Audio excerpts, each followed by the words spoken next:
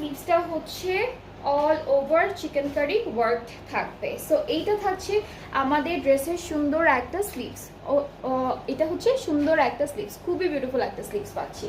Alright, so সাথে প্যানেলগুলো, ওকে, এই প্যানেলটা হচ্ছে ফ্রন্ট পার্টের দামানে যাচ্ছে অ্যান্ড স্লিভসে যাবে অ্যান্ড ব্যাক পার্টের দামানেও যাবে। সো যেহেতু তিনটা আছে, তিনটা সাইডে আমরা অ্যাড করব।